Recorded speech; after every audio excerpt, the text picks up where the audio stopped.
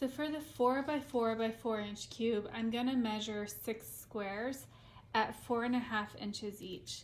The reason I'm doing 4.5 inches is I'm going to use a 1/4 inch seam allowance. So you can imagine if I have a 1/4 inch on one side and a 1/4 inch on the other side, it's going to equal 4 inches once it's all sewn together. So that's something to think about when you're making patterns, because you're sewing two pieces of fabric together. A 1/4 inch actually equals 1/2 inch. So you have to add the seam allowance to your pattern when you're making it.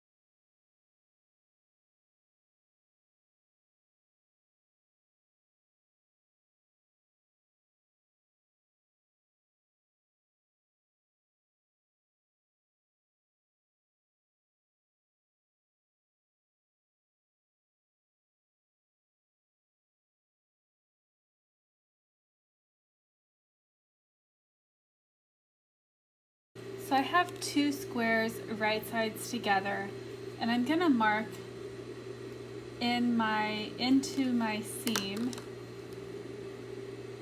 1/4 inch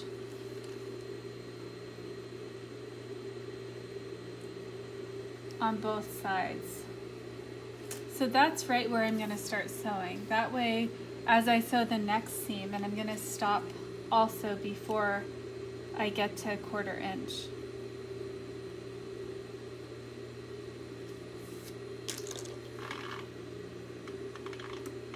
So this will allow me, as I'm sewing, to keep that seam open to sew the next piece onto.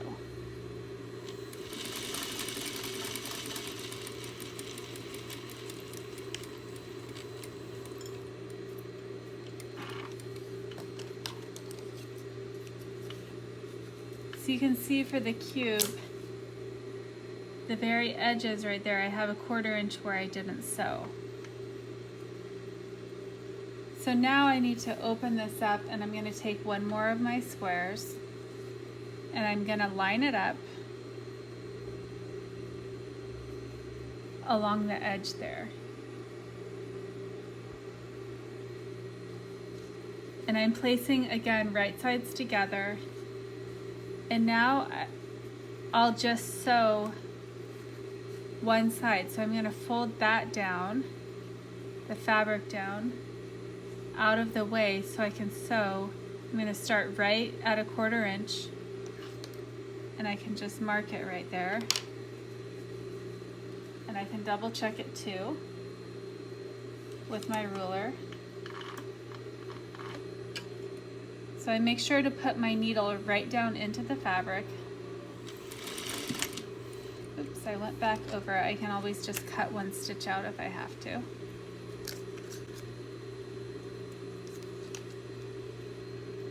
Actually,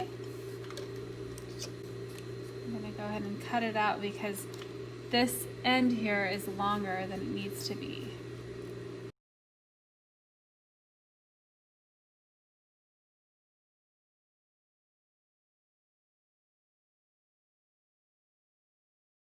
So you can see here, I have this other fabric that's sewn folded backwards.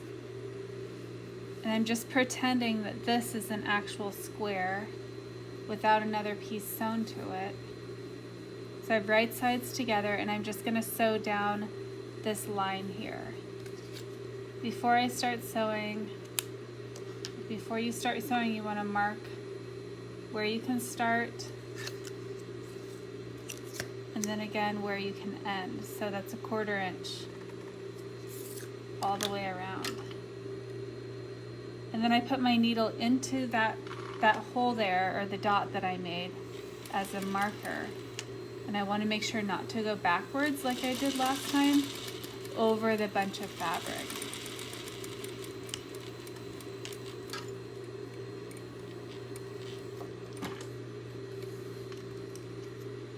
So I have 3 pieces of fabric sewn together. And now you can see I need to sew along this side. So I'm going to do the same thing on each of these sides where I mark the 1/4 inch, sew down, and stop. And then I'll add another piece, sew it here, and then on the other side, and I'm going to keep adding them. And each time so right here you can see these two, they're right sides together, and I just need to take this extra fabric and fold it out of the way so I can get down to that seam. And when I fold it down and everything is flat like a square, then I can measure where to stop. So I stop where that seam started last time, and then again at the top. And before I put my presser foot down, I'm just putting my needle in.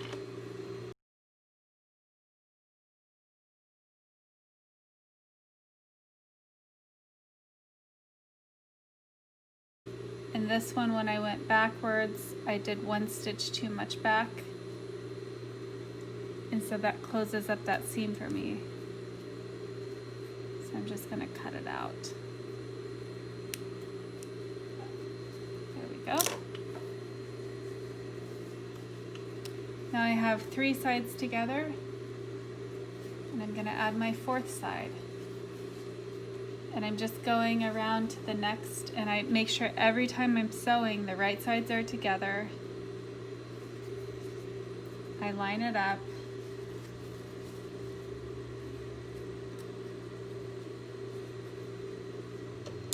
And this one's sewn 1/2, so I'm going to open up that seam and pull everything down to be out of the way. And I could pre-mark all of my corners before I start sewing with a 1/4 inch.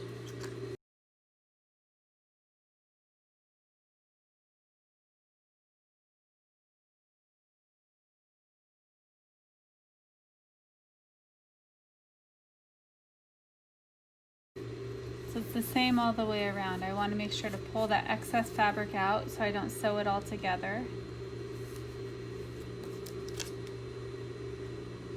I'm marking the new dot on the corner of the 1/4 inch where I need to sew into. Put my needle in there.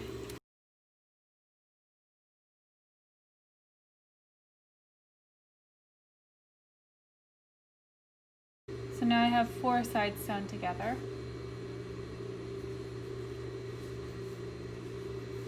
And each time I add a new side, I make sure to add a 1/4 inch, or the right sides together, and line them up.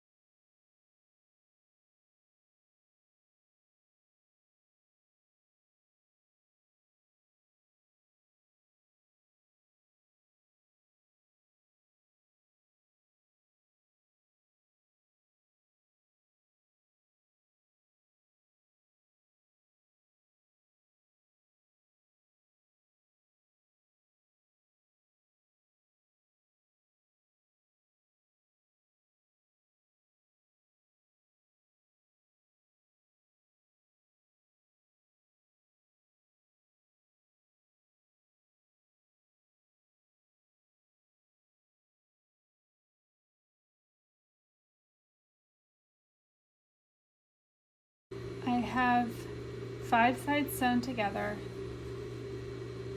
and I'm gonna continue, I'll continue to follow the same way of sewing. So now there's more fabric and I need to keep it out of my way, but also keep that fabric flat that I'm sewing.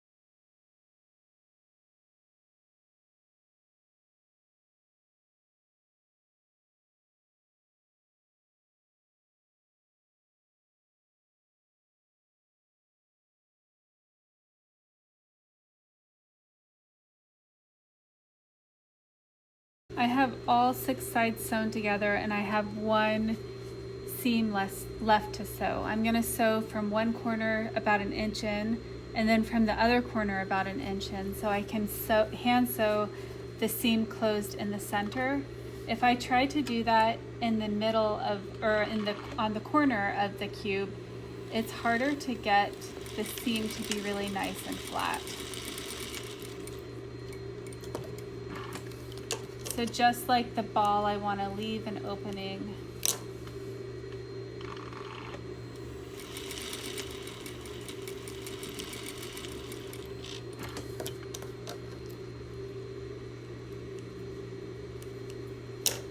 So I have the opening here.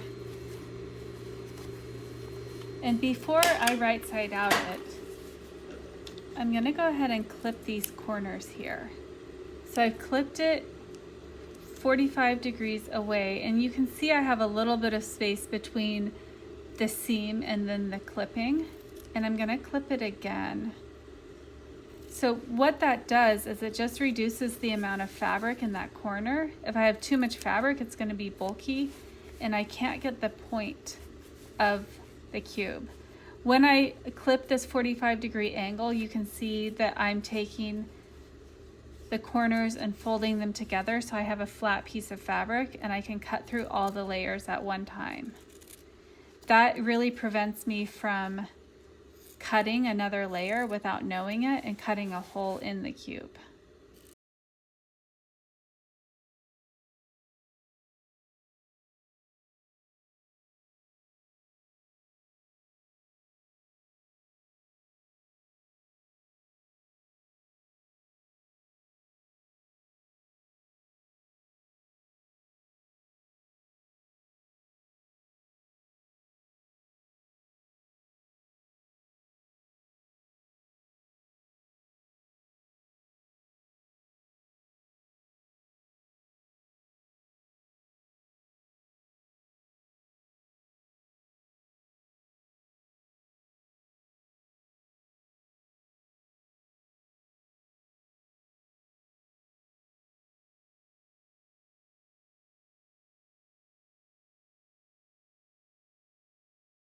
Now I can right side out my cube. And the easiest way to right side out a cube is to go and take the opposing corner diagonal from that opening, and it pulls more of the cube out at a time.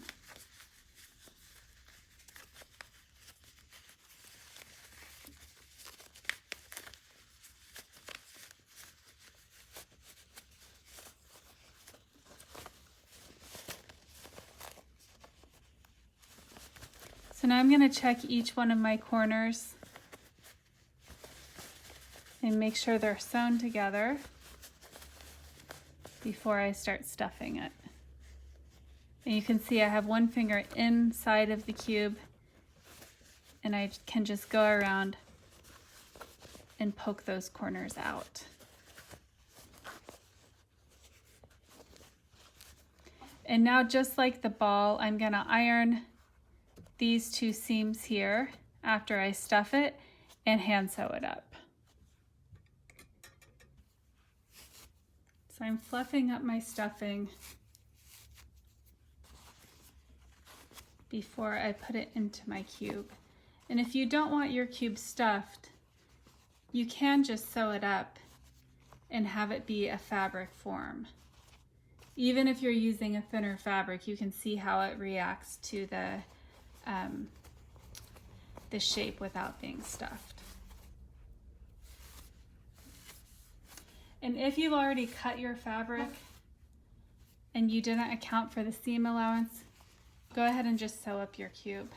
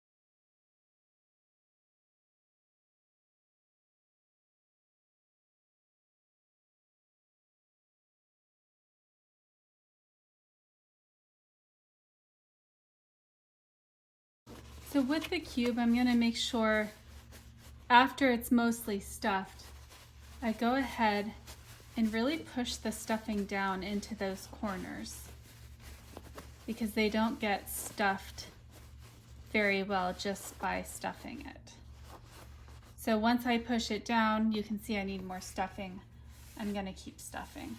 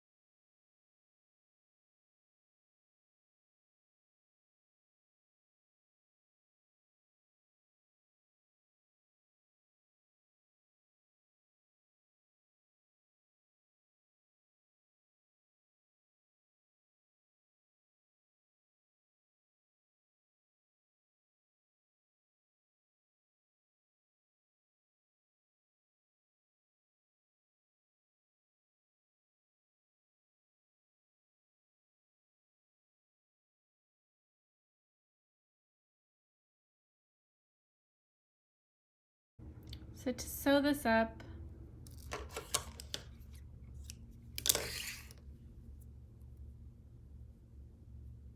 clip the end off.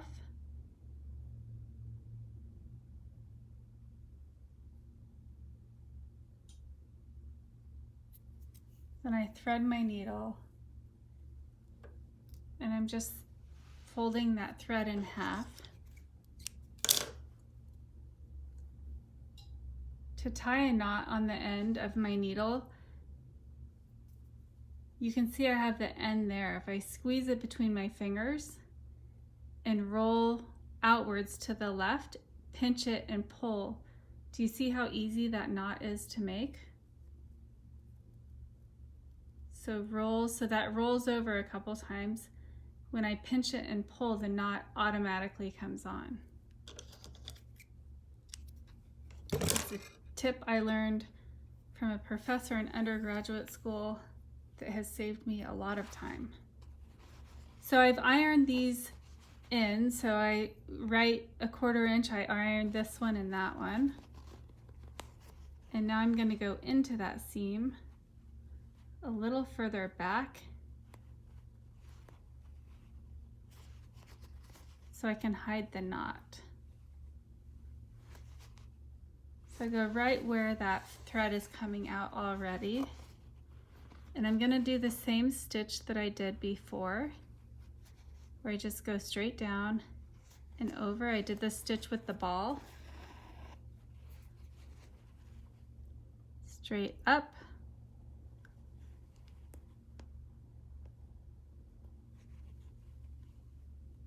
And over. And the smaller the stitch, the tighter the closure.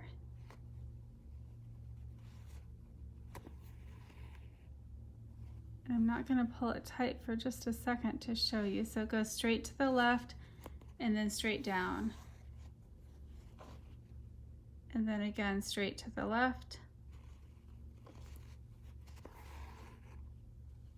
And then straight up.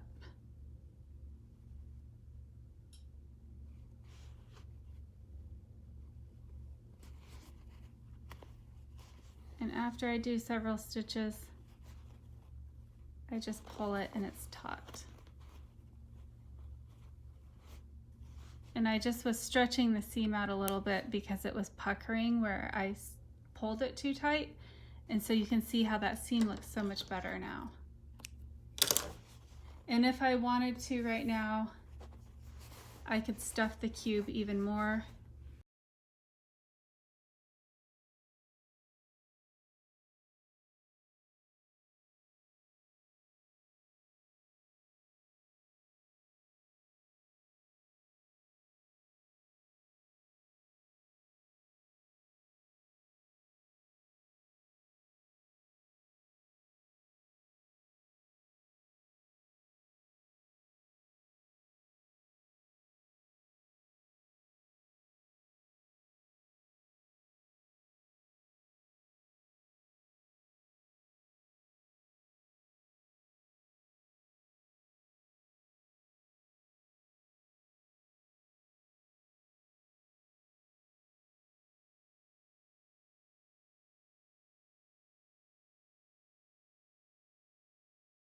So as I'm getting closer to the finished part,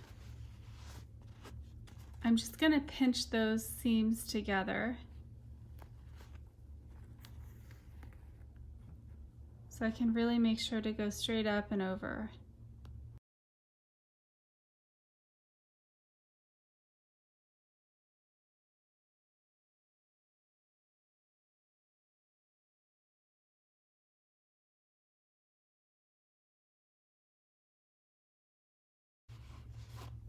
So now I'm at the end, I'm going to flip it over and go backwards a little bit instead of knotting it.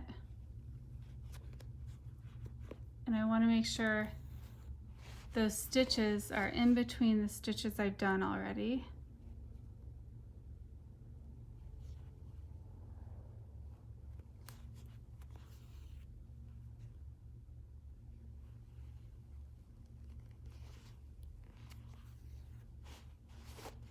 So I went back about 1 inch and now I'm going to go back one more time. And that's just similar to back stitching on your sewing machine. I'm just doing it by hand, and so then I don't have to knot the thread and worry about having a knot in my thread.